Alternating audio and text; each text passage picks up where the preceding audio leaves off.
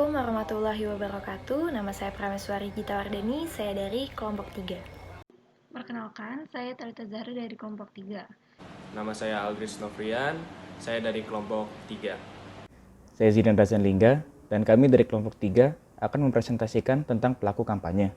Dan penjelasan pertama akan dijelaskan oleh Ames. Terima kasih Zidan. Pada kesempatan kali ini, saya akan membahas tentang definisi dari pelaku kampanye. Semua yang terlibat dalam menggagas, merancang, dan mengorganisasikan serta menyampaikan pesan dalam kampanye itu disebut pelaku kampanye. Ini berarti kampanye tidak dilakukan oleh pelaku tunggal, melainkan dikerjakan oleh sebuah tim atau teamworks. Pelaku kampanye dalam berbagai kajian komunikasi ini, komunikatorlah yang menjadi sumber dari kendali semua aktivitas komunikasi. Oleh karena itu, jika suatu proses kampanye tidak berjalan dengan baik, kesalahan utama bersumber dari komunikator itu sendiri. Di dalam kampanye, memilih media yang tepat dan mendekati halayak itu adalah menjadi target sasaran. Tapi pada perspektif lain, kita juga dapat melihat bahwa pelaku kampanye di sini adalah aktor-aktor politik yang akan menyampaikan orasi atau pesannya yang akan disampaikan pada halayak sehingga membuat halayak terpengaruhi oleh ajakan mereka melalui pesan yang disampaikan. Dan pada akhirnya, halayak akan memilih mereka dalam kancah politik.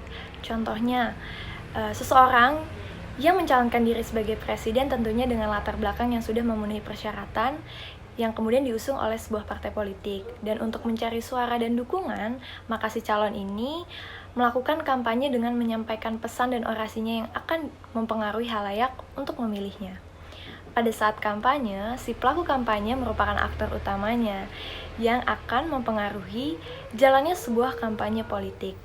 Dalam konteks komunikasi politik, seorang calon yang sekaligus sebagai pelaku kampanye ditentukan oleh 5 hal, yakni usia, penampilan, kecerdasan, keterampilan, berkomunikasi, dan popularitas. Nah, selanjutnya kita akan membahas tentang jenis-jenis pelaku kampanye, di mana Zalmar membagi tim kerja kampanye dalam 2 kelompok, yaitu ada leaders dan juga supporter. Di mana leaders itu bisa disebut juga sebagai pemimpin atau tokoh-tokoh. Nah, leaders ini terdiri dari koordinator pelaksana, penyandang dana, petugas administrasi kampanye, dan pelaksanaan teknis. Sedangkan supporter atau yang biasa disebut sebagai pendukung, yaitu terdiri dari lapangan kader, simpatisan, penyumbang, dan orang-orang yang ikut meramaikan acara kampanye. Nah, Thayer juga membedakan 2 jenis kampanye atau mediator. Nah, dibagi menjadi 2, instrumental mediator yang berfungsi sebagai komunikasi anonim dan juga konsumentari mediator yang mempresentasikan lingkungan nyata dari situasi atau gagasan yang dikampanyekan. Selanjutnya, saya akan menjelaskan tentang kredibilitas pelaku kampanye. Apa itu kredibilitas pelaku kampanye?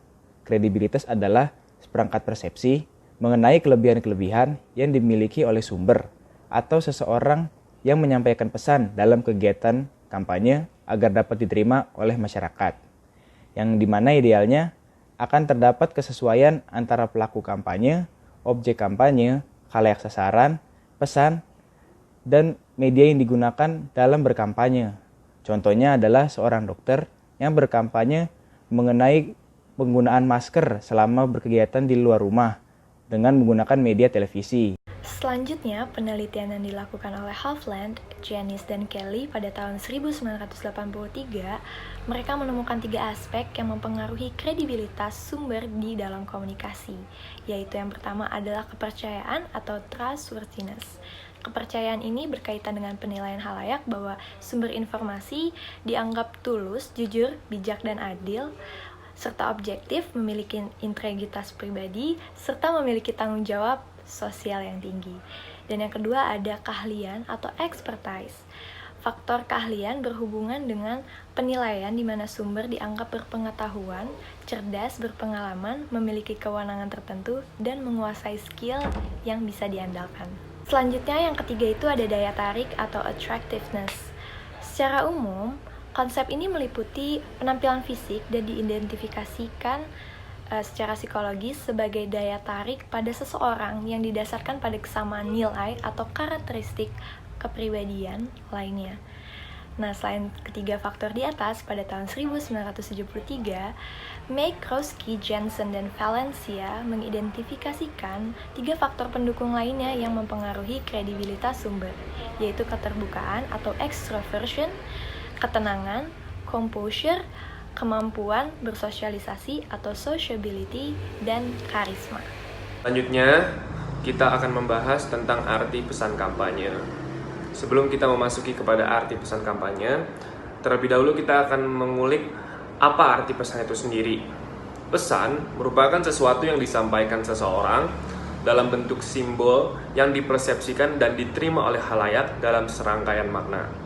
Mengembangkan kata yang di atas, bahasa juga dapat membantu kita menyusun struktur pengetahuan menjadi logis dan mudah diterima oleh orang lain.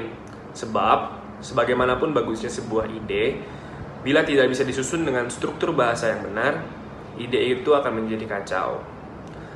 Bahasa juga bukan cuma sebagai pengalaman, tapi juga pembentuk pengalaman itu sendiri. Begitulah singkatnya apa itu pesan dan bagaimana bahasa merajut pesan sehingga mudah dan dapat dipahami oleh orang-orang banyak. Pesan dalam kampanye memiliki arti yang sangatlah penting, karena inti dalam sebuah kampanye adalah pesan itu sendiri. Bagaimana aktor-aktor politik tersebut menyampaikan sebuah pesan dan orasinya yang akan mempengaruhi khalayak agar dapat mempercayai dan memilih mereka dalam kancah politik, baik itu sebagai wakil rakyat ataupun hanya sebagai sebuah kekuasaan tertentu. Pesan dan respon masyarakat tergantung kepada kesuksesan kampanye tersebut. Bagaimana pelaku dan tim dalam kampanye tersebut mampu menyampaikan orasi dan pesannya secara baik. Ketika pesan yang disampaikan tersebut menarik diinginkan oleh publik, maka kampanye tersebut akan sukses dan publik akan terpengaruhi, yang berarti mendapatkan respon positif dari masyarakat atau publik. Namun, permasalahannya tidak sampai di sana karena publik pun terdiri dari lapisan-lapisan yang berbeda, mulai dari masyarakat desa dan kota yang sangat jauh berbeda dengan cara sudut pandang dan berpikirnya. Nah, selanjutnya kita akan membahas lebih lanjut tentang respon dari khalayak.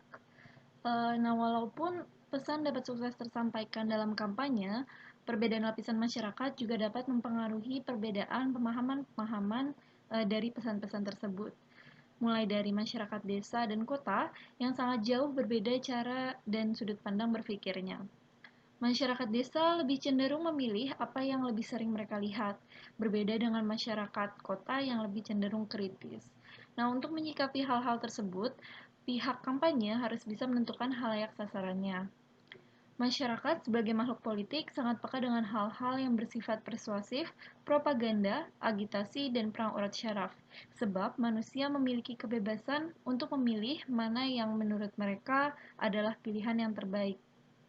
Nah, di depan kita mungkin bisa saja mereka berkata akan memilih calon yang diperkenalkan agar tidak membuat kecewa seseorang. Namun ketika ia masuk ke dalam bilik, bisa saja ia memilih sesuai dengan hati nuraninya. Nah, jadi bagaimana pesan dan respon ataupun feedback dari khalayak itu sendiri tergantung bagaimana isi kampanye, bagaimana si calon mampu memperlihatkan kelebihannya, dan juga bagaimana kredibilitasnya di depan publik.